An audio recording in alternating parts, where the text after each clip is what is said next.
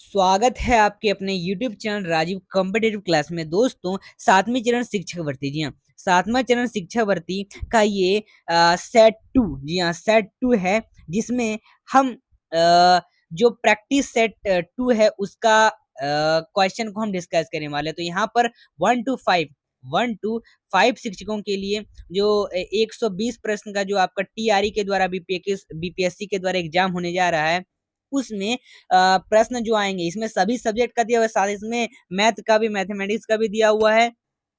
तो चलिए, और प्रैक्टिस सेट 1 नहीं देखना तो देख लीजिए, ये आपका सीरीज है और प्रैक्टिस सेट 1 का लिंक आपको डिस्क्रिप्शन में मिल जाएगा या चैनल पर जाके आप देख सकते हैं, ठीक है?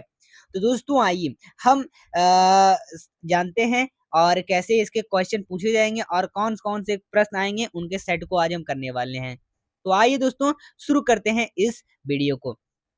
तो आइए, सबसे पहला हम यहाँ पर देखेंगे फर्स्ट नंबर का क्वेश्चन। आपका पहले नंबर का क्वेश्चन है कि जो हवाई जहाज के ब्लैक बॉक्स का रंग कैसा होता है, ठीक है? क्या कह रहा है यहाँ पर, हवाई जहाज जो होता है आपका, अ, हवाई जहाज, उसका बॉक्स का रंग कैसा होता है, यहाँ पर पूछा गया है। नारंगी होता है, लाल होता है, हरा होता है या काला होता है?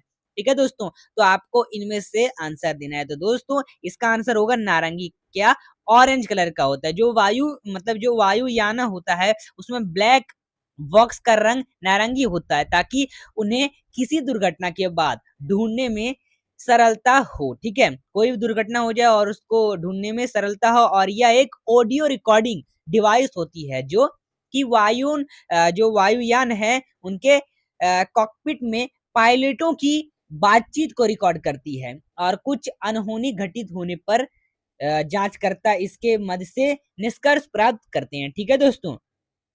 आइए, अब हम देखते हैं आगे नंबर का आपका क्वेश्चन। आगे का क्वेश्चन है कि जो रग्बी फुटबॉल, जी हाँ, रग्बी फुटबॉल के प्रत्येक पक्ष में कितने खिलाड़ी होते हैं, आपका आगे का प्रश्न है। तो रग्बी फुटबॉल में कितने, 4, 8, 15 या 11? तो रग्बी फुटबॉल में कुल 11, क्रिकेट में देख लीजिए, क्रिकेट में आपके तो भी 11 होते हैं, फुटबॉल में भी 11 होते हैं और हॉकी में भी 11 होते हैं। देखिए, और भी बहुत प्रश्न पूछे जाते हैं कि कौन-कौन से और भी मतलब खेल हैं उसमें होते हैं। तो जैसे क्रिकेट की बात कर लें 11, फुटबॉल की 11, हॉकी में भी 11 होते हैं, बास्केटबॉल में 5 होता है, बेसबॉल में 9 होता है, और रग्बी फुटबॉल की बात कर लें तो 15 खिलाड़ी कुल रग्बी फुटबॉल में होते हैं, ठीक है? तो इसका आंसर हो जाएगा रग्बी, ठीक है? चलिए, आइए, आगे नंबर का आपका प्रश्न है कि एक बैरल, ठीक है? क्या कह रहा है कि एक बैरल में कितने लीटर होते हैं? एक बैरल में कितने लीटर होते हैं? तो एक बैरल में आपका 159 लीटर होते हैं, ठीक है? नेक्स्ट क्वेश्चन है कि सरदार सरोवर परियोजना किस नदी पर स्थित है? सरदार सरोवर जो परियोजना है किस नदी पर स्थित है? दोस्तों, बता दें कि सरदार सरोवर भारत का दूसरा सबसे बड़ा बांध है और यह जो है नर्मदा नदी जो है पर बना है। ये कुल 138 मीटर ऊंचा बांध है। तो कहाँ, कौन से नदी पर? नर्मदा नदी पर बना है।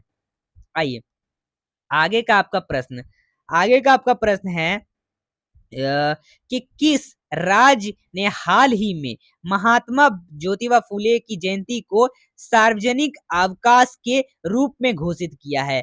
हिमाचल प्रदेश, हरियाणा, असम या राजस्थान? दोस्तों, इसका आंसर जो हो जाएगा वो आपका यहाँ पर देखिए राजस्थान हो जाएगा। जो राजस्थान के मुख्यमंत्री अ, अशोक गहलोत ने हाल ही में समाज सुधारक महात्मा ज्योतिबा फुले की जयंती को सार्वजनिक अवकाश के रूप में घोषित किया है, ठीक है दोस्तों? और जो वही महात्मा ज्योतिबा फुले के प्रतिवर्ष 11 अप्रैल को मनाई जाती है और अभी तक राज्य में महात्मा ज्योतिबा फुले जो है उनकी जयंती पर ऐच्छिक अवकाश दिया जा रहा था। और ज्योतिबा गोविंद राव फुले एक भारतीय सामाजिक कार्यकर्ता थे जिनका जन्म जो है 11 अप्रैल 1827 में होता है, ये भी पूछ देता है, और उनकी मृत्यु जो है 28 नवंबर 1890 को हुई थी।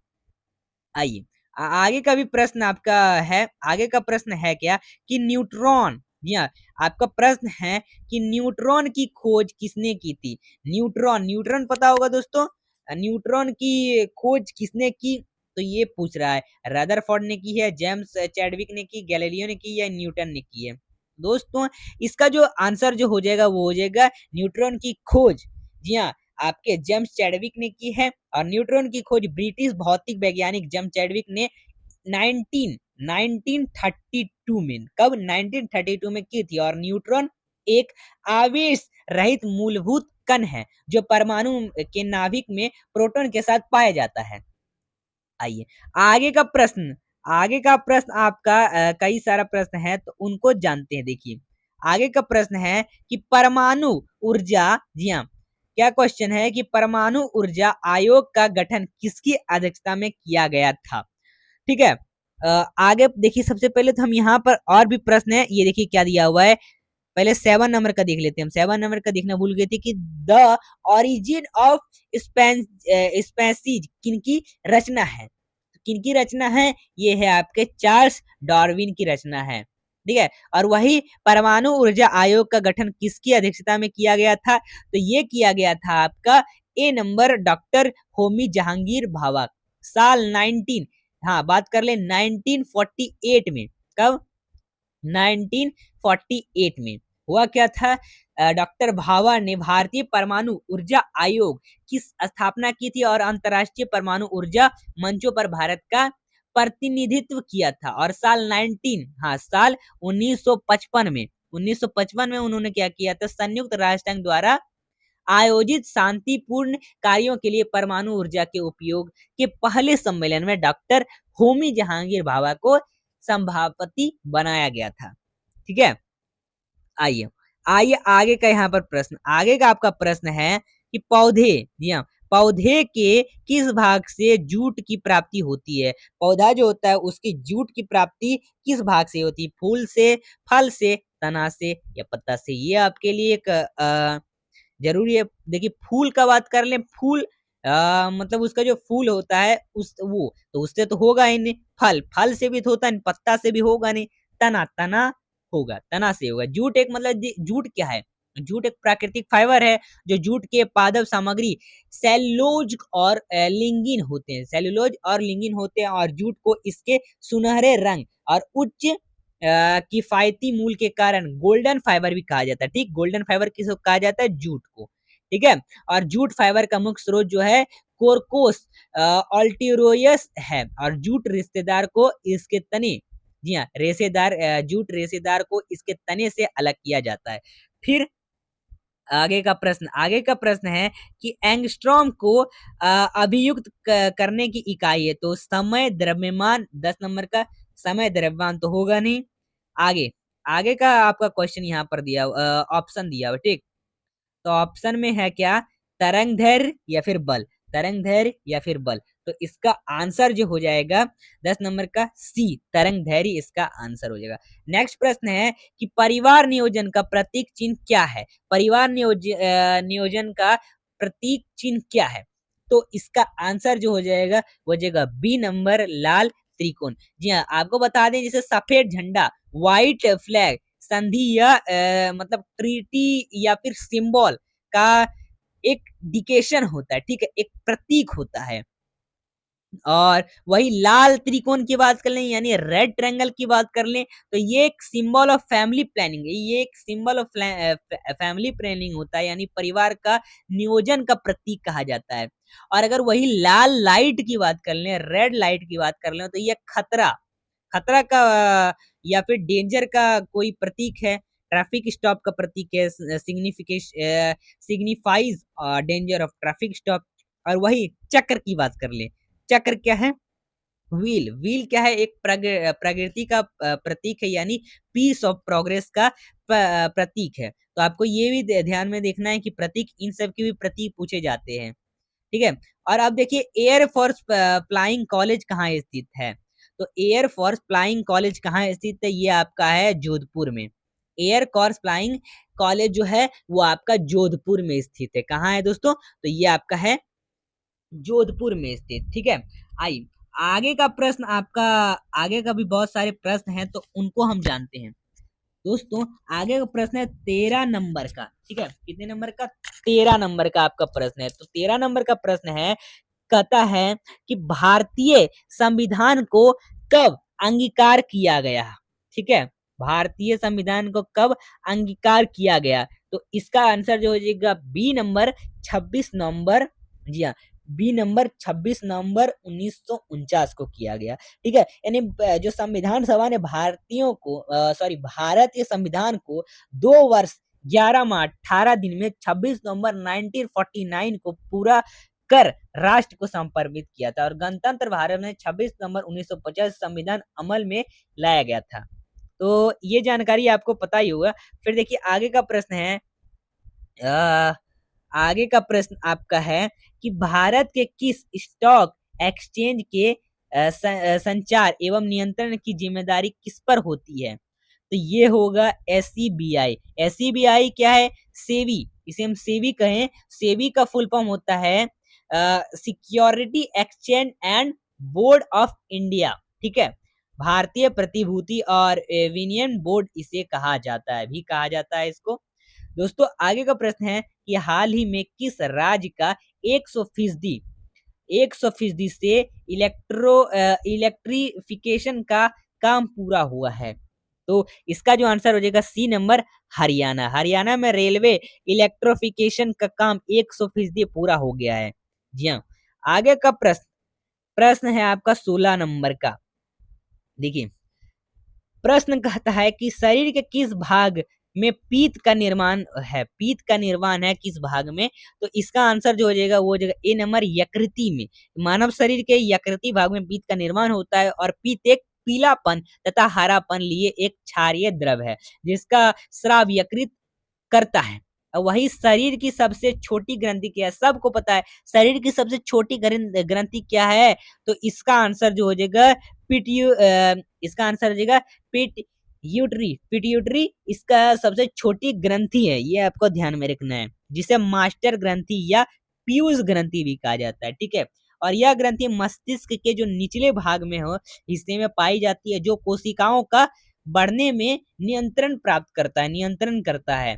ठीक है, आगे का प्रश्न है कि पारे का तापमापी किस प्रयुक्त प्रयुक्त कर सकता है? तो ये इसका आंसर हो जाएगा सी नंबर 360 डिग्री सेल्सियस तक। ठीक है, परा थर्मामीटर ताप बढ़ाने पर आयतन बढ़ने के सिद्धांत पर ये आधारित है। चलिए, और इसका रेंज अगर बात कर ले तो वो -30 डिग्री, क्या -30 डिग्री से 360 डिग्री सेल्सियस तक इसका होता है कुल। आइए आगे का प्रश्न है, आगे का भी प्रश्न आपका यहाँ पर दिया हुआ। आगे का प्रश्न है कि एक बार बराबर होता है, एक बार बराबर होता है कितना बार बराबर होता है? पास्कल में पूछ रहा है। तो ये 19 नंबर का प्रश्न ये होता है 10 का घात 5 पास्कल होता है, 10⁵ पास्कल होता है।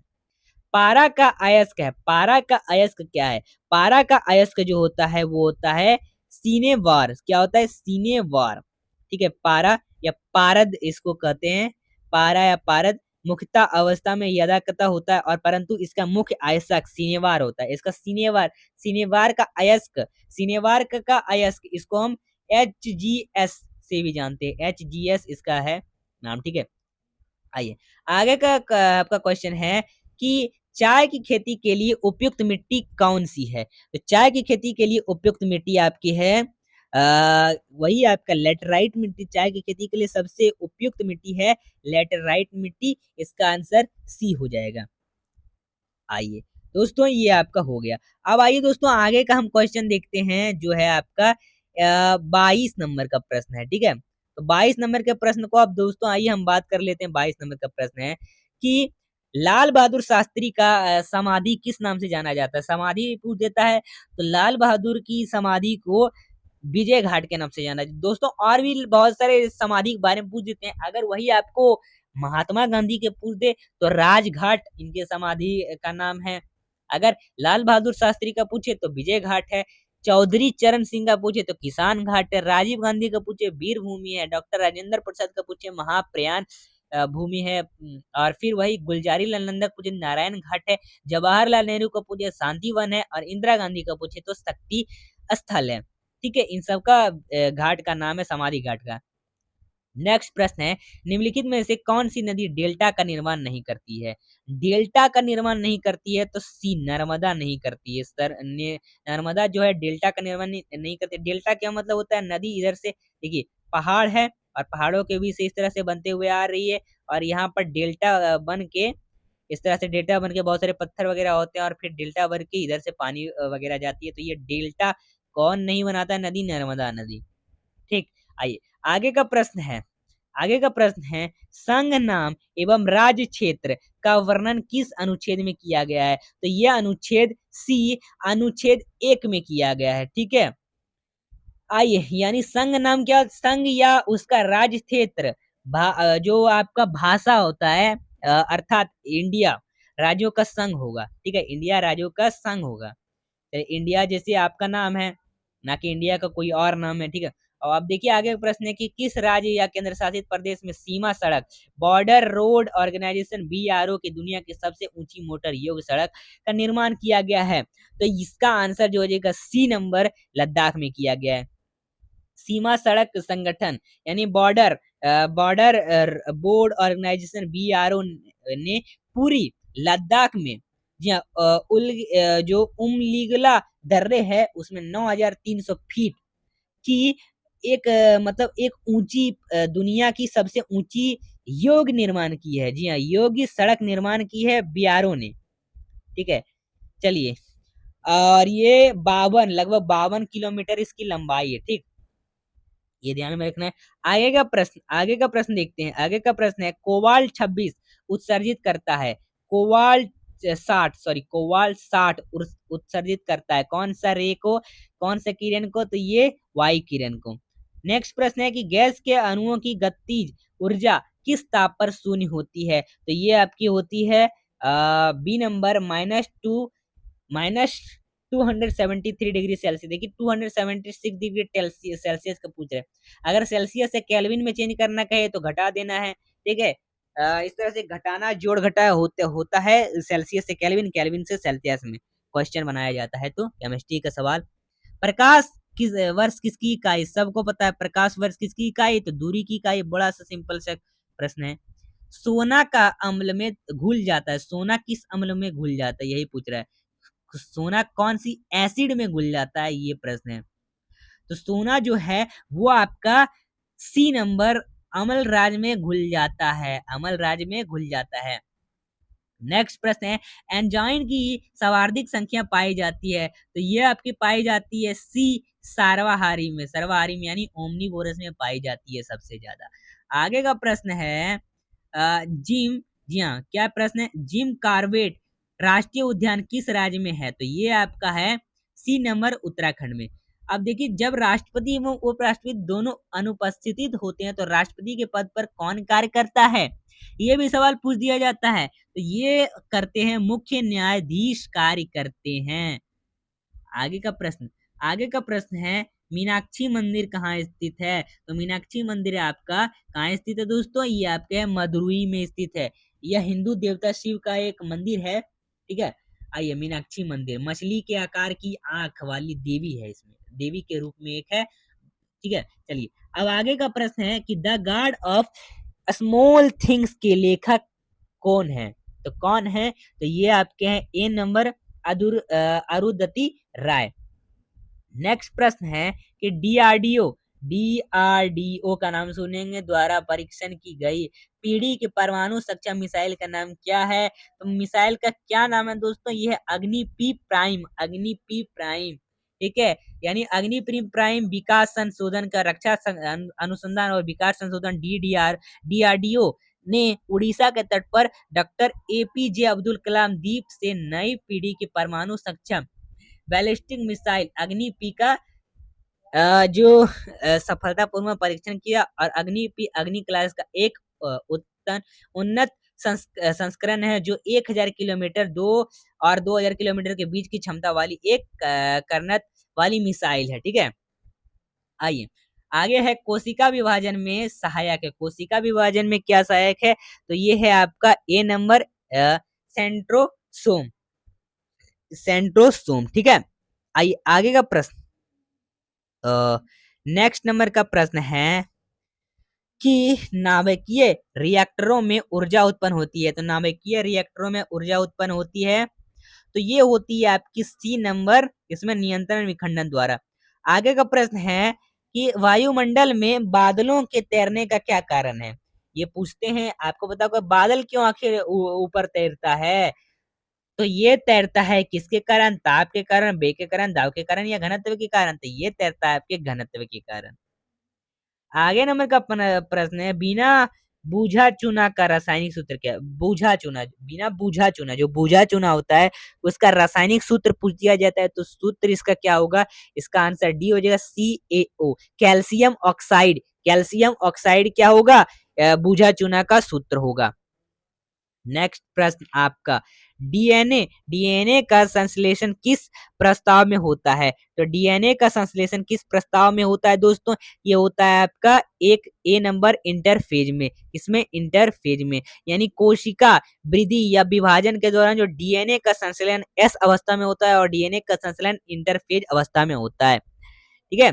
गांधी इरविन समझौता कब किया गया था? तो ये किया गया था आपका 5 मार्च सन 1931 में, ठीक है।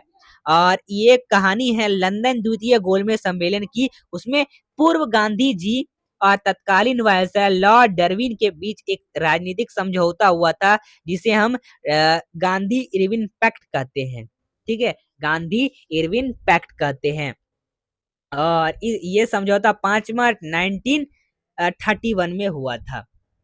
चलिए आगे का प्रश्न। आगे का प्रश्न है वाईचुंग भूटिया का सबसे संबंध किस खेल से? वाईचुंग भूटिया ये फुटबॉल से संबंधित है। नेक्स्ट प्रश्न है कि संसद में आम बजट में कौन प्रस्तुत करता है? तो ये करता है आपका सी नंबर वित्त मंत्री। भारत में राष्ट्रपति द्वारा निर्धारित तिथि पर संसद में बजट प्रस्तुत किया जाता है और वित्त मंत्री का बजट भाषण सामान्यतः 2 भागों में होता है। भाग क देश के समान आर्थिक सर्वेक्षण के बारे में और भाग ख कराधान प्रस्तावों से संबंधित के बारे में।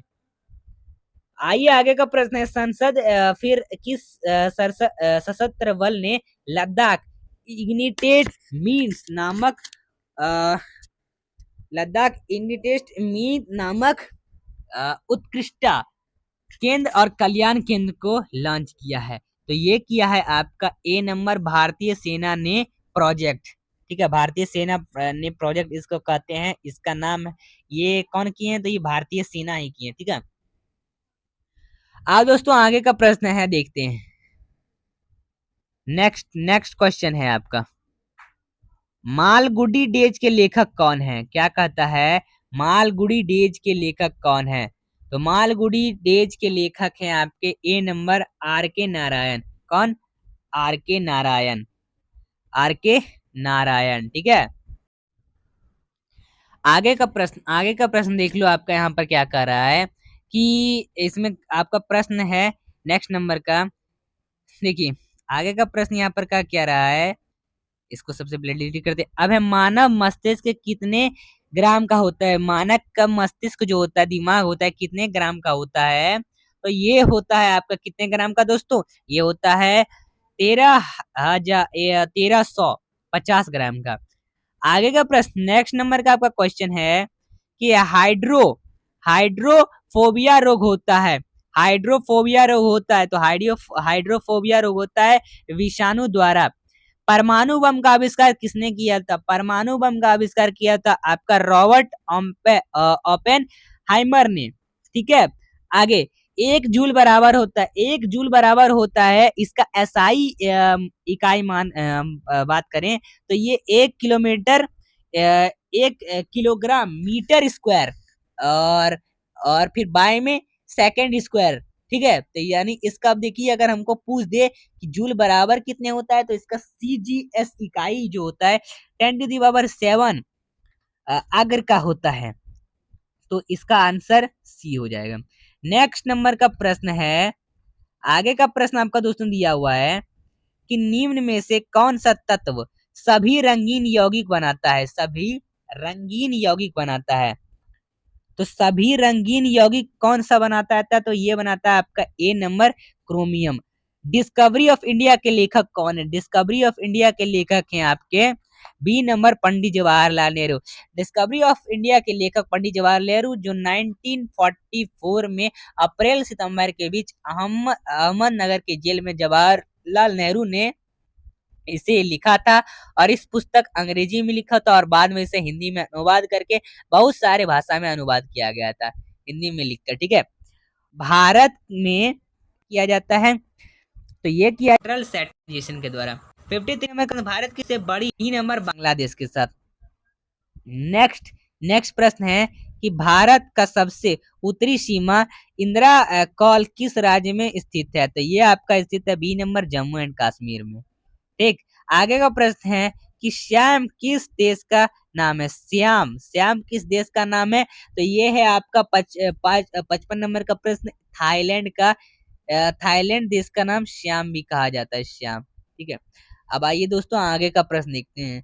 56 नंबर का प्रश्न है, 56 नंबर का प्रश्न है कि मानव शरीर का सबसे बड़ा आंतरिक कौन सा है, मानव शरीर का सबसे बड़ा आंतरिक कौन सा पूछ रहा है, तो ये है आपका मानव शरीर का सबसे बड़ा आंतरिक यकृति, यकृति मतलब होता है लीवर, लीवर इसका आंसर हो जाएगा। यह शरीर की सबसे सबसे लंबी ग्रंथि है, सबसे बड़ी ग्रंथि है, और यह लगभग 15 से 22 सेंटीमीटर का होता है, और इसका भार जो है 1.5 किलोग्राम का होता है, 1.5 किलोग्राम का। ठीक है, आइए आगे का प्रश्न देखते हैं। आगे का प्रश्न आपका देखते हैं कि किस दूध में लैक्टोज शक्कर का प्राप्ति अधिक होती है, तो ये सभी में, गाय का दूध में, बकरी का दूध में, स्त्री का दूध में, सभी का दूध में होता है। ठीक है, अब आइए आगे का प्रश्न है कि न्यूट्रॉन किस प्रकार का कण है, न्यूट्रॉन किस प्रकार का कण है,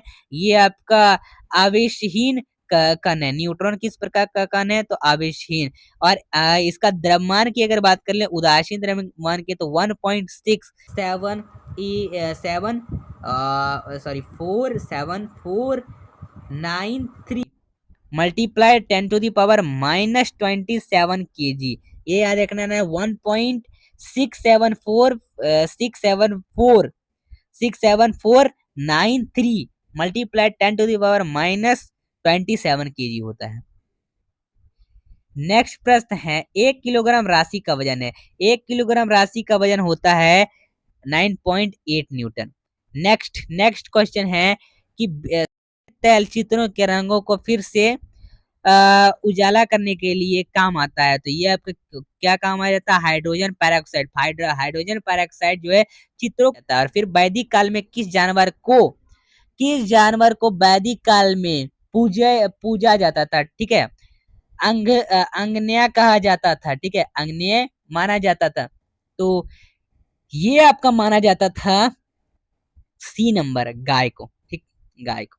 आगे का प्रश्न है 62 नंबर का कि भारत में संस्कृत इतिहास के परामित्र शब्द का सही विवरण निम्नलिखित में से कौन सा है, तो ये है आपका सी नंबर, परिपूर्णताएं जिनकी प्राप्ति से बौद्ध संत प्रस्त हुए थे, यानी बौद्ध धर्म में पूर्ण परिपूर्णता या कुछ गुणों की चरमोन्नयन की स्थिति को पारमिता कहा गया है, और बौद्ध धर्म में इन गुणों को विकास, पवित्रता की प्राप्ति, कर्म को पवित्र करने आदि के लिए किया जाती है, ताकि साधक अनावृत जीवन जीते हुए ज्ञान प्राप्ति कर सके। ठीक है, ज्ञान प्राप्ति कर सके। इसमें 10 वर्णित किएंगे थेरवाद ग्रंथों में। पहला जो है वो आपका दान पारनी, शील पारनी, त्याग पारनी, पनन पारनी, वीर्य पारनी, खनित पारनी, सच पारनी। 8वां है आपका अधित पारनी, 9वां आपका मेथा पारनी, और 10वां आपका उपेका पारनी कुल है। ठीक है, चलिए आगे का प्रश्न है, और भी एक महायान ग्रंथ भी होती है जिसमें 6 पारमिता का वर्णन किया गया, दान परमिता, शील परमिता, शांति परमिता, वीर्य परमिता और ध्यान परमिता। ठीक है, अब 63 नंबर का आपका प्रश्न है कि टॉलेमी फिलाडेल्फस जिसके साथ ठीक है, जिसके साथ अशोक के राज्य ने संबंध थे, कहाँ का शासक था? तो ये था आपका बी नंबर, मिस्र का शासक था। अशोक के 13वें शिलालेख में 5 यवन राजाओं का नाम मिलता है जिनके राज्य में उसका धर्म प्रचार गए थे। ठीक है, चलिए, मिस्र पहला तो सीरिया का राजा, फिर दूसरा मिस्र का राजा, और मैसोडिया का राजा, और फिर सीरियाई नरेश भगश और अलिंग सुंदर। ठीक है, तो ये कुल राजाएं, पांच पांच राजाएं। नेक्स्ट आपका प्रश्न है, निम्न में से कौन सा सम्मिलित नहीं है? तो निम्न में से कौन सा सम्मिलित नहीं? अद्वैतवाद, रामानुजम। ये तो गलत है आपका, ये गलत है। आइए, तो क्या आंसर सही है? सही जानने के लिए आंसर को हमको क्या करना होगा, आगे जाना होगा। तो और भी ऑप्शन जो दिए हुए हैं उनको पढ़ लेते हैं ना पहले। देखिए, फिर क्या दिया हुआ है? विष्ट विष्टा दैतवाद, शंकराचार्य, ये भी गलत बात है। फिर देखिए दैता दैतवाद, वल्लभचारी, ये भी गलत बात है। तो आंसर क्या होगा? ये होगा आपका, ठीक है, दैतवाद मध्यवर्चा, ये इसका आंसर होगा। आगे का प्रश्न है, 16वीं शताब्दी में संपन्न महाभारत का फारसी अनुवाद कहलाता है। तो 16वीं शताब्दी में फारसी कहलाता है ये रजमनामा। अकबर के काल में फैजी सर्वश्रेष्ठ कवि थे। अकबर ने इन्हें मलिक उस सहरा की उपाधि प्रदान की। तो फैजी ने फयाजी नाम से कविता लिखी थी। अकबर ने एक अनुवाद विभाग की स्थापना की जिसका मुख्य उद्देश्य महत्वपूर्ण पुस्तकों को फारसी में अनुवाद करना था। ठीक है, आइए आगे का प्रश्न आता है, किसकी समाधि के कारण नांदेड़ गुरुद्वारा सिखों द्वारा पवित्र माना जाता है? तो ये तो एक ही बात करें तो मैं नांदेड़ नामक स्थान पर गुरु गोविंद सिंह की हत्या एक पठान के द्वारा कर दी गई थी, और अतः नांदेड़ में ही उनकी समाधि स्थल पर गुरुद्वारा स्थित है, जो सिखों के एक पवित्र माना जाता है। ठीक है, सिखों के लिए एक पवित्र माना जाता है। और आगे का प्रश्न है, आपका 67 नंबर का, इनको जान लेते हैं। आइए, ब्रिटिश ईस्ट इंडिया कंपनी ने मुंबई बम्बई जिसे पहले कहते थे, किसके लिए था? बम्बई किसके लिए था? ब्रिटिश ईस्ट इंडिया कंपनी ने बम्बई किसके लिए था? तो ये था आपका डी नंबर, पुर्तगालियों के लिए। फिर 68 नंबर का प्रश्न है कि लोकमान्य बाल गंगाधर तिलक ने भारतीय स्वतंत्रता संग्रामी की सेवा के उद्देश्य से कौन सा समाचार पत्र प्रारंभ किया था? तो ये कौन सा समाचार प्रदान किया था? तो ये किया था आपका कितने नंबर का प्रश्न है? तो ये किया था आपका कौन से भाषा में? तो ये किया था आपका बी नंबर, ठीक, केसरी भाषा में।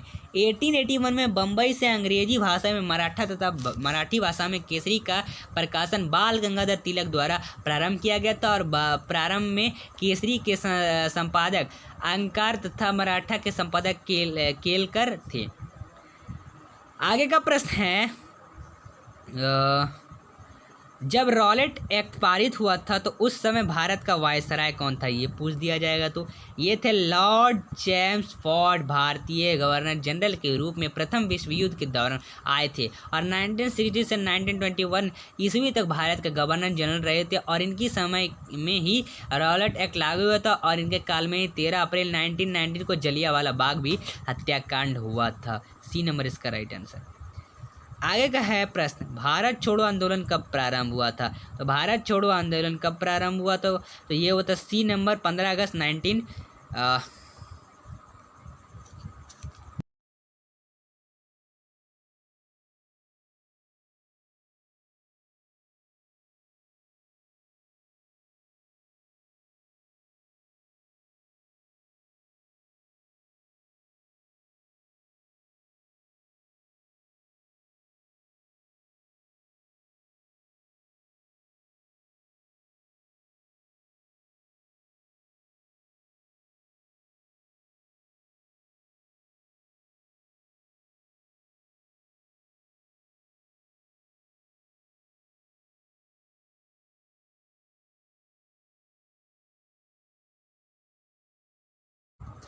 आइए, अब भारत छोड़ो आंदोलन कब प्रारंभ हुआ था, तो ये आपका हुआ था, जी हाँ, आइए इसका बात कर लें तो ये हुआ था आपका 15 अगस्त 1942 में।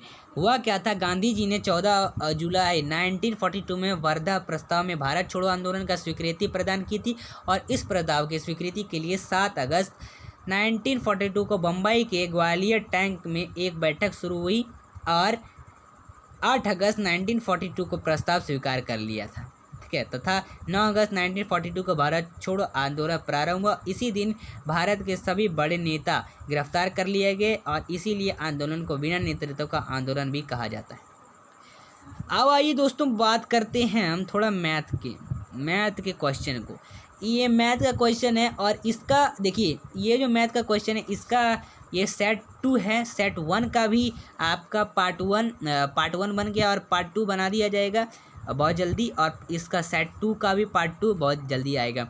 इसमें आपका मैथ के जो भी इसका मैथ जो है उसको आपको सिखाया जाएगा, मैथ्स का कैसे कैसे बनाना है, ठीक है। तो अभी तो वीडियो हम जान लेते हैं कुछ प्रोसेस कैसे कैसे बनाएंगे। तो आइए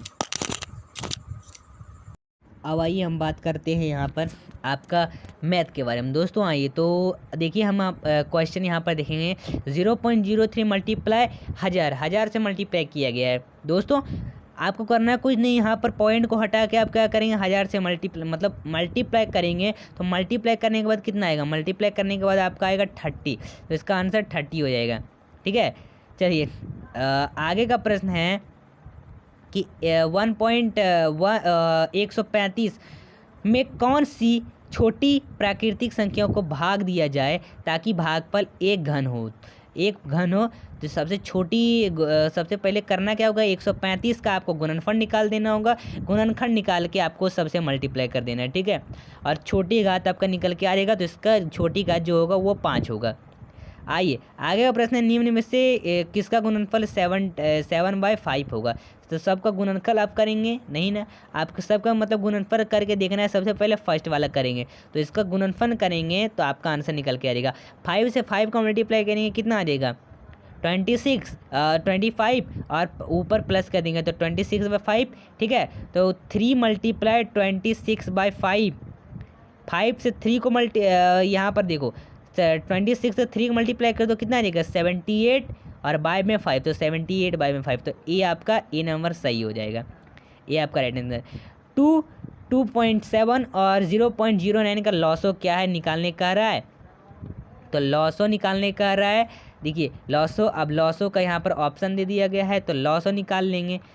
तो लॉसो निकालने के लिए करना क्या है, लॉसो आप सिंपल से निकाल लेंगे। आपका 2 का कह रहा है तो सबसे पहले 2 का मल्टीप्लाई 100 से कर देंगे 200, और 7 का मल्टीप्लाई भी कर देंगे 100 से 270, और 0.09 का मल्टीप्लाई कर देंगे 9 से। अब सबका जितना आया 200, 270 और 9 का लॉसो निकाल देंगे। आपको लॉसो इस तरह से निकालने आता है, और लॉसो निकालने के बाद आपका आ जाएगा 54 आंसर, ठीक। आइए नेक्स्ट है 1.21 का वर्गमूल होगा। 1.1 का वर्गमूल होगा, करना कुछ 1.1 का वर्गमूल 1.1 दिया है तो 121 पॉइंट को हटा के बाय में 100 से कर देना है। 121 का वर्गमूल 11 × 11 होता है, तो और 100 का भी होता है 10 × 10। अब ऊपर से ऊपर 1 ले लेंगे, इन दोनों में से एक कॉमन ले लेंगे, 11/10। अब इसको हम इस तरह का फॉर्म में लिख सकते हैं 1.1, तो 1.1 क्या होगा, इसका आंसर हो जाएगा। आइए नेक्स्ट आपका प्रश्न है, ठीक है। नेक्स्ट आपका प्रश्न दिया हुआ है, नेक्स्ट आपका, एक आदमी किसी कीमत पर वस्तु को बेचकर 20 का लाभ अर्जित करती है, यदि उसे दुगनी कीमत पर बेचा जाए तो लाभ प्रतिशत बताएं। लाभ प्रतिशत बताने का रहा है, हम लाभ का क्रय मूल्य देखेंगे, विक्रय मूल्य देखेंगे, और बट्टा में 100 लगा के लाभ प्रतिशत का फॉर्मूला लगा के काट देंगे। लाभ प्रतिशत का फॉर्मूला पता होगा, लाभ गुना 100 बटा क्रय मूल्य, और 140% इसका आंसर। क्रमिक 5 सम संख्याओं का योग 420 है, तो तीसरी व पांचवी संख्याओं का क्या योग होगा। तीसरी व पांचवी संख्याओं का योग निकालने का रहा है, तो x प्लस लेना है, x+2, x+4, x+6, x+8, इस तरह से पांचवी 5 संख्याओं का लेना है, और = में 420। तो जितना संख्या, जितना x है और जितना नंबर लिए सबको जोड़ देना है, और जोड़ देने के बाद काट देना है, आपका सिंपल सा निकल के आ जाएगा। और काट देने के बाद जो आपका आएगा उसको फिर से जोड़ देना है, तीसरी और पांचवी का योग निकल जाएगा। आपका योग निकलने के बाद 172 आ जाएगा, ठीक है। चलिए आइए आगे का प्रश्न है कि एक आदमी 4 महीने का किराया 13,000 देता है तो पूरे वर्ष पर कितने लिए उसका भुगतान करेगा। ठीक है, कितना भुगतान करेगा ये पूछ रहा है। तो 4 महीने का किराया 13,000 हो गया तो 12 महीने का किराया 13/4 गुना 12 कर दो, काट दो आंसर। आंसर काट देने के बाद कितना 39,000 आ जाएगा, 39,000 आ जाएगा। 3600 के 7/9 के 55% का 35% कितना होगा। निकालना 3600 गुना 7/9, ठीक, और गुने में 45 का बटा में 100 और 35 का भी बटा में 100, सबको गुना करके काट दो। काट देने के बाद आपका कितना आ जाएगा 441 निकल के आ जाएगा। प्रतिशत का मतलब होता है बटा में 100, ठीक, याद रखना है। आगे का प्रश्न है एक बैग 100 रुपये में खरीदा हुआ 10 को 1,100 में बेच दिया जाता है तो लाभ या हानि प्रतिशत बताएं। लाभ, बैग का क्रय मूल्य देखो, बैग का विक्रय मूल्य देखो और बट्टा में ऊपर 100 लगा के काट दो। ठीक है, 191 और मल्टीप्लाई में 100 और बाय में 909, अब काट दो। ठीक है, ऊपर से ऊपर काट दो, काटने के बाद आ जाएगा 21%। ऊपर से ऊपर काटो, नीचे से अगर कट रहा है ऊपर से नीचे तो काटना है। ठीक है, 1/2 मल्टीप्लाई 24 इसका निकालना है। नीचे से ऊपर को गुना कर देना, इससे इसको गुना कर देने के बाद आपका आ जाएगा आंसर।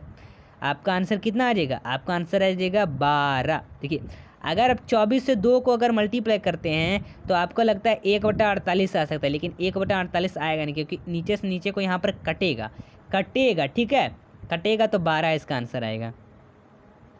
किसी आयतकार जमीन की लंबाई जो है चौड़ाई क्रमशः 16.25 मीटर है तथा 12.75 मीटर है, तो अगर वर्ग के किनारे की लंबाई 25 मीटर है तो कितना वर्गाकार टाइल्स इसे भरने के लिए लगेगा। तो कितना टाइम लगेगा, टाइल्स लगेंगे इसको भरने के लिए। सबसे पहले वर्ग सेमी देख लेना है, सेंटीमीटर, तो इन दोनों का मौसा निकालने के बाद 25 आ जाता है और इसलिए संख्या जो है 625 गुना 12 आपका 625 गुना 1275 और बट्टा में 25 गुना 25 कर दो, नीचे नीचे और ऊपर ऊपर मल्टीप्लाई करने के बाद काट देंगे तो 13,315 इसका आंसर आ जाएगा। नेक्स्ट प्रश्न, आपका नेक्स्ट क्वेश्चन है। ठीक है, एक त्रिभुज ABC में बी समकोण AB बराबर 6 है, BC बराबर 8 है, तो AC यही फॉर्मूला लग रहा है H² = B² प्लस कौन सा formula, plus P²। Pythagoras theorem का फॉर्मूला लग रहा है। पाइथागोरस थ्योरम से फॉर्मूला बनाएंगे, 10 सेंटीमीटर आंसर आएगा। एक पायलट 18,700 रुपये में बेचने पर 15% का हानि होता है तो उसे कितने पर बेचा जाए ताकि 15% का लाभ हो। अब लाभ प्रतिशत निकालने का रहा है तो लाभ प्रतिशत का फॉर्मूला लगाओ और आंसर आपका आ जाएगा। ठीक है, लाभ प्रतिशत का फॉर्मूला लगा देंगे, 25,300 आंसर। क्रमिक 4 सम संख्याओं का योग 180 है तो दूसरी व चौथी संख्या का योग क्या होगी। दूसरी व चौथी संख्या का योग निकालने का रहा है, वही x मानना है, x+2 x+ इस तरह से x+4 x+6 = 180।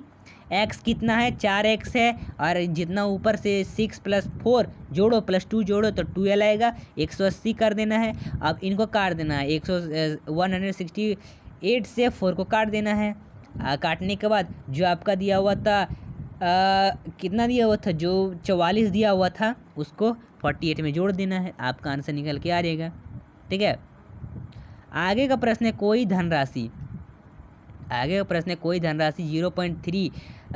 0.5% की दर से 8 वर्ष में साधारण ब्याज की दर से 364.80 रुपये हो तो मूलधन बताएं। मूलधन का फॉर्मूला लग रहा है, मूलधन का फॉर्मूला मिश्रधन माइनस ब्याज होता है। इस फॉर्मूले से बना के काटेंगे आप, काटने के बाद आपका आंसर आ जाएगा 285 रुपये।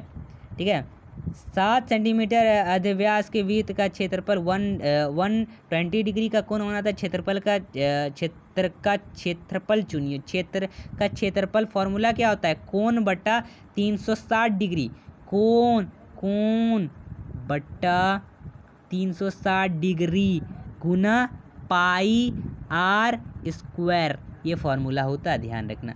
नेक्स्ट नंबर का एक कमरा और इसी का आंसर निकालने के बाद कितना आ जाएगा, आंसर जो आपका निकालने के बाद देखिए आ जाएगा 53.31। एक कमरा जिसका लंबाई 12 मीटर, चौड़ाई 9 मीटर एवं ऊंचाई 8 मीटर है तो रखी जाने वाली एक खंभे का अधिकतम लंबाई है। तो खंभे का अधिकतम लंबाई निकालने कह रहा है, तो खंभे का लंबाई निकालने के लिए अधिकतम कमरे का विकर्ण चाहिए होगा। कमरे में रखे जा सकने वाला खंभा की अधिकतम लंबाई इज इक्वल टू कमरे का विकर्ण होगा। तो लंबाई प्लस चौड़ाई फिर ऊंचाई तीनों को जोड़ देंगे स्क्वायर करके। स्क्वायर करने के बाद जोड़ के आपका आंसर निकल के आ जाएगा 17 सेंटीमीटर। देखिए यहाँ पर भिन्न का घटाव वाला क्वेश्चन आ गया, तो भिन्न का घटाव आपको पता होगा 2.8 इसका आंसर। देखिए इतना का वर्गमूल का कितना अंक होगा, कितना अंक निकालने का वर्गमूल आप पता है ना आपको, इस तरह से निकाला जाता है वर्गमूल। तो वर्गमूल इसका 36 होगा। आगे का है, यदि बिक्री कर 5% घटकर 4% हो जाता है तो 1000 रुपये का खरीद पर कितना का अंक होगा। ठीक है, कितना का अंक होगा, तो ये होगा 5% है, उसको गुना कर दो 1000 से, माइनस कर दो 4 से, का 1000 है तो कितना आ जाएगा 10,000 ना आएगा। बस आइए, साहिल एक मशीन को 10,000 रुपये में खरीदता है, उसे मरम्मत में 5,000 रुपये और यातायात में 1,000 रुपये व्यर्थ करता है। तो उस मशीन को कितना दिया हुआ है, उस मशीन को 5,000 के लाभ पर किस कीमत पर बेचा जाए। ठीक है, तो किस कीमत पर बेचा जाए यही पूछ रहा है, 5,000 के लाभ पर। तो क्रय मूल्य जो दिया हुआ 10,000 प्लस 5,000 प्लस 1,000 को जोड़ने के बाद 16,000 आएगा, और 150 में उसको 150 का विक्रय मूल्य परसेंट में निकलने के बाद आएगा, उसको गुना कर देना है 16,000 से, और 150 बटा 100, 150 बटा में 100 करके गुना कर देना है 160 16,000 से 16,000 से, और फिर काट देना है, नीचे से काट देना है। अगर ऊपर कटेगा, काटने के बाद आपका आंसर निकल के आ जाएगा 24,000 रुपये इसका आंसर। देखिए इतना 2/3, 6/7, 1/3 और 1/8 के अनुपात का जटिल अनुपात बताएं। जटिल अनुपात पूछ रहा है, जटिल अनुपात सबको मल्टीप्लाई कर दो, मल्टीप्लाई करने के बाद 1/40, 1/42 आ जाएगा। अब देखिए क्रमिक 7 विषम संख्याओं का 45 है, तो चौथी व 7वीं संख्याओं का योग क्या होगा, वही करना है। x + x + 2 x + 4 x + 6 x + 8 x + 5 x + 6, जितना संख्या बोलेगा उतना ही संख्या लिखना है। ठीक, उतना ही x + करते जाना है, और सबको जोड़ देने के बाद काट देना है 4 जो दिया हुआ है जितना संख्या। ठीक है, अब आइए आगे। 2 खंबे स्तंभ समतल भूमि पर खड़े हैं जिनका घनत्व ऊंचाई 6 मीटर तथा 11 मीटर है। यदि उनका निचले सिरे पर भूमि पर दूरी 12 मीटर हो तो सिरों की दूरी क्या होगी। सिरों की दूरी पूछ रहा है, तो सिरों की दूरी पाइथागोरस थ्योरम यहाँ पर लग रहा है, पाइथागोरस थ्योरम से काटेंगे। ठीक है, पाइथागोरस थ्योरम से यहाँ पर काटेंगे, और पाइथागोरस थ्योरम से आपका आंसर निकल के आ जाएगा। देखिए यहाँ पर हाइट एंड डिस्टेंस अगर पता होगा तो हाइट एंड डिस्टेंस का क्वेश्चन बन रहा है। ठीक है, चलिए इसका 13 मीटर आंसर हो जाएगा। निम्न में से 13 डिग्री और 12 का मान चुने, 13 और 12 का मान चुने, 12/60। ठीक है, चलिए इसका आंसर जो हो जाएगा वो हो जाएगा आपका 11/50 पाई। इन सबको अब देखिए 2/9 प्लस 1/7 प्लस 7/9 जोड़ दो, सबको जोड़ देने के बाद इधर 9 कॉमन लेके एलसीएम लेके 2 + 1 + 7 कितना 10/9 आ जाएगा। बस ऐसे बन जाएगा ये। अब वह छोटी से छोटी संख्या बताएं, वह छोटी से छोटी संख्या बताएं जिसे 18, 20 भाग देने पर प्रत्येक जो स्थायी 4 शेष बचता है और 7 पूर्णतः विभाजित हो जाता है। तो इसको करना क्या है, इस तरह से जो आप बनाते होंगे इस तरह से आपको लेना है। देखिए नहीं, इसमें करना क्या आपको ये देखना है, ये वाला काम नहीं लगेगा, इसमें लगेगा सबसे पहले 16, 18 और 28 को एलसीएम निकालने के बाद 720 आ रहा है, और 1 गुना 720 प्लस 4, और फिर डिवाइड कर देने के बाद 7 से डिवाइड होता है, देख लेना है, तो इससे डिवाइड नहीं हो रहा है। फिर 2 से अगर कर दे 2 गुना 7 + 4 इज इक्वल टू 1444 होता है, इससे भी 7 से डिवाइड नहीं हो रहा है। 3 से करके देखो 720 को, और प्लस 4 से कर दो तो 2164 आता है, इससे भी डिवाइड नहीं हो रहा। 7 से 4 से करके देखो तो 2884 आ रहा है, इससे डिवाइड हो जा रहा है। तो इसका आंसर हो जाएगा 2884। आगे का प्रश्न है कि 25,600 के वर्गमूल पर कितना अंक होगा। तो इसका इस तरह से वर्गमूल आपका निकालने जानते हैं, तो वर्गमूल निकालने के बाद आ जाएगा x का वैल्यू 2। एक निरीक्षण में 2 मीटर कपड़े पर 0.08% को खराब घोषित किया जाता है, तो वह कितने मीटर तक होगा। तो ये होगा आपका x का वैल्यू 225 मीटर। यहाँ पर आपका पार्ट बना दिया जाएगा मैथ का, उसमें आपको अच्छे समझाया जाएगा। यहाँ पर इधर क्वेश्चन का आंसर बताया जा रहा है। फिर निम्नलिखित में से 4 अक्षर समूह से 3 अक्षर समूह किस प्रकार से एक समान है और एक असमान समान अक्षर समूह का चयन कीजिए। तो इसका आंसर जो हो जाएगा डी नंबर PSUX यानी P 3+ फिर 2+ और फिर 3+ करना है। करने के बाद आपका आंसर निकल के आ जाएगा। सबको यहाँ पर प्लस किया जा रहा है 3 2 और 3 से। उस विकल्प का चयन कीजिए जिसमें रिक्त स्थान की आपूर्ति हो जाए तथा दी गई श्रृंखला पूर्ण हो जाए श्रृंखला। अब देखिए इन सब में आप गैप देख के सबको जोड़िए, देखिए आपका आंसर निकल के आ जाएगा। 5 देखिए 5 + 5 जोड़ा जा रहा है, 5 + 7 जोड़ा जा रहा है, 17 + 9 जोड़ा जा रहा है, 26 + 11 जोड़ा जा रहा है, 37 + 13 जोड़ा जा रहा है, 50 + 15 जोड़ा जा रहा है। सब यहाँ पर क्या किया जा रहा है, 2 नंबर बढ़ा कर जोड़ा जा रहा है। तो इसमें भी हम जोड़ेंगे 37 के बाद 2 नंबर बढ़ा के, तो 50 आएगा इसका आंसर। तो यहाँ 50 होगा। रीजनिंग का सवाल है। फिर निम्नलिखित में से 4 शब्द व 3 शब्द प्रकार के एक समान, तो एक शब्द असमान शब्द का चयन कीजिए। तो असमान शब्द का क्या चयन कीजिए। देखिए इसका आंसर जो हो जाएगा वो हो जाएगा सी नंबर। देखिए कला से संबंधित विकल्प यहाँ पर तो है नहीं। शब्दावली अलग है इसमें। उस युग्म का चयन कीजिए जैसे दोनों संख्या आपस में उसी प्रकार संबंधित है जिस प्रकार नीचे दी गई श्रृंखला युग्म दोनों समान संख्या समान आपस में संबंधित है। 35:5 इसी संबंधित 35:5 35/5 को कर दो तो 7 आता है।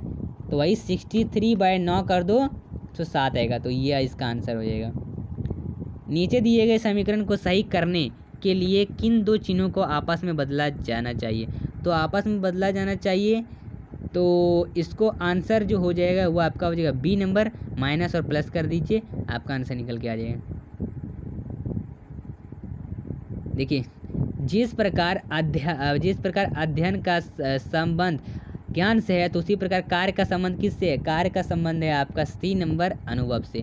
इसमें अलग चयन कीजिए कि कौन सा होगा पूछ रहा है। तो अलग चयन करने के बाद ध्यान से आकृति देखना है और अलग इसमें जो लगेगा वही आपको टिक करना है। तो ये अलग लग रहा है डी नंबर, तो डी नंबर इसका राइट आंसर।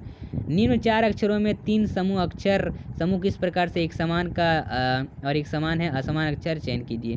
तो असमान अक्षर चयन कीजिए।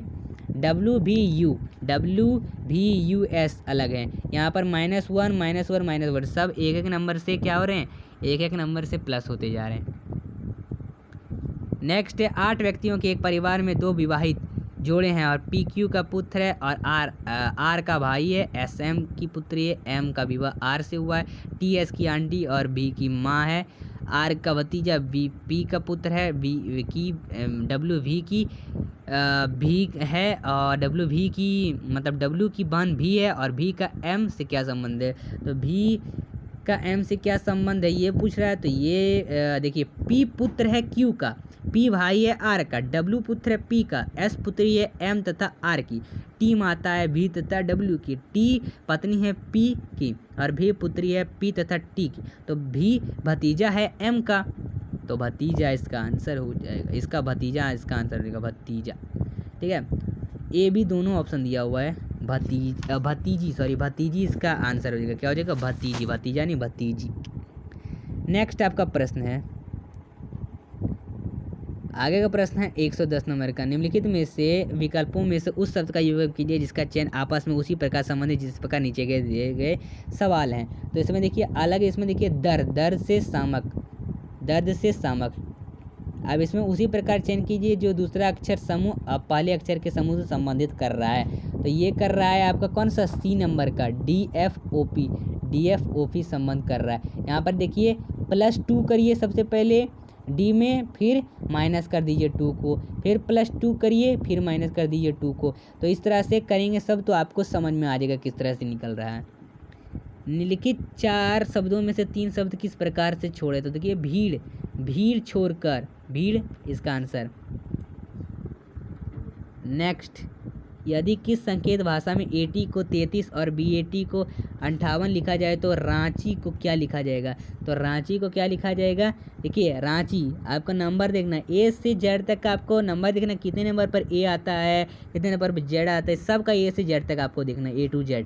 तो देखिए रांची 9 पर, 26 पर A, फिर N 13 पर, C 24 पर, H 19 पर और I 18 पर। तो 109 इसका आंसर हो जाएगा जोड़ने के बाद।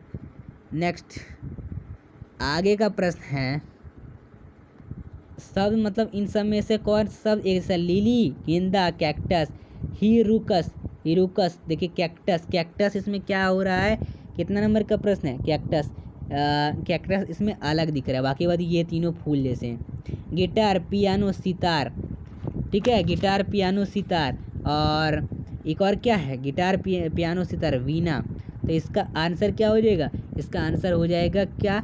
बी नंबर, पियानो, पियानो अलग दिख रहा है। नेक्स्ट आपका प्रश्न है कि हील, ब्रेक, कार, गियर। तो ये अलग कौन दिख रहा है? अलग दिख रहा है, इसमें कार दिख रहा है, ठीक है। फिर देखिए ACFZO Q क्वेश्चन और B, इसमें यहाँ पर संख्या में क्या दिया हुआ है? इसमें दिया हुआ A से प्लस पहले 2 किया गया है, फिर 3 किया गया है, फिर 4 जोड़ा गया है, फिर 5 जोड़ा गया, 6 जोड़ा गया है, 7 जोड़ा गया। इस तरह से जोड़ा गया है नंबर 2 3 4 5 6 नंबर जोड़ने के बाद देखिए O में कितना जोड़ा गया है? 6 नंबर जोड़ा गया है। 6 नंबर जोड़ने के बाद आता है U इसका आंसर। AGMSYCIOUEKQWQ, इस तरह से आपका प्रश्न है। अब इसमें आगे का नंबर पता करने का रहा है, ठीक है। तो आगे का नंबर जो होगा आपका GMSYE होगा, GMSY, A नंबर इसका आंसर। पहले 2 को जोड़िए, ठीक है, 2 को जोड़ने के बाद प्लस, फिर 2, फिर प्लस 2, फिर प्लस 2, सबको 2 प्लस करते जाना है सब में, और आपका आंसर निकल के आ जाएगा 2 + 2 3, 2 + 2 1। इस तरह से ABCD और E 5 नदियाँ हैं। AB छोटी है लेकिन E से लंबी है, C सबसे लंबी है, D B से थोड़ी छोटी है, A से थोड़ी लंबी है, और सबसे छोटी नदी कौन सी है? तो सबसे छोटी नदी C से बड़ी D है, D से फिर यहाँ पर देखिए B है, फिर B से A है, तो A से कौन होगा? E सबसे छोटी नदी है। लेस में पूछ रहा है तो लेस सबसे यही है। 120वां नंबर का प्रश्न है, स्मृति लालपुर चौक से पूर्व की ओर 40 किलोमीटर चलकर दक्षिणी पश्चिम दिशा में मुड़ती है और 7 किलोमीटर चलती है, वहाँ से वह पश्चिम दिशा की ओर मुड़ती है। 14 किलोमीटर चलती है, अब वह किस प्रारंभिक स्थान पर दूरी पर रहेगी? तो ये आप तुम्हारे मान लो, जैसे देखो ये एक आपका है, इस तरह से एरिया दिया हुआ है ऐसे, इस तरह से, फिर यहाँ गई है, फिर यहाँ मतलब इधर मुड़ी है, ठीक है, ये साइड मुड़ी है।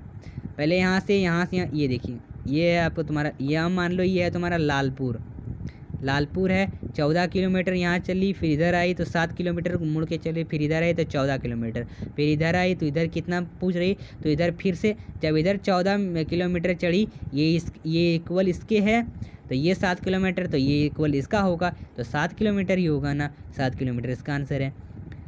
तो दोस्तों ये था आपका पूरा सेट 2 का पूरा 120 नंबर का प्रश्न। दोस्तों हमने ये सीरीज का दूसरा दिन का भी वीडियो हमने देख लिया, दूसरा सेट 2 भी हमने जान लिया, ठीक है दोस्तों। इसका मैथ का अलग वीडियो बनाया जाएगा। तो दोस्तों ये वीडियो को लाइक करिए, अपने चैनल को सब्सक्राइब करिए। इससे ये जो क्वेश्चन बताएंगे इससे ज़रूर है बहुत सारे प्रश्न आपके आएंगे एग्जाम में, ठीक है। ये वीडियो को ज़्यादा से ज़्यादा अभ्यर्थियों के पास शेयर करें ताकि वो भी ये नॉलेज ले सकें। तो फिर मिलते हैं दोस्तों अगले वीडियो के साथ, अगला अपडेट। दोस्तों आगे का सेट 3 का अपडेट पाने के लिए, क्वेश्चन बैंक पाने के लिए चैनल को सब्सक्राइब करें, नोटिफिकेशन ऑल करें ताकि वो आपको मिले। तो फिर मिलते हैं अगले वीडियो के साथ।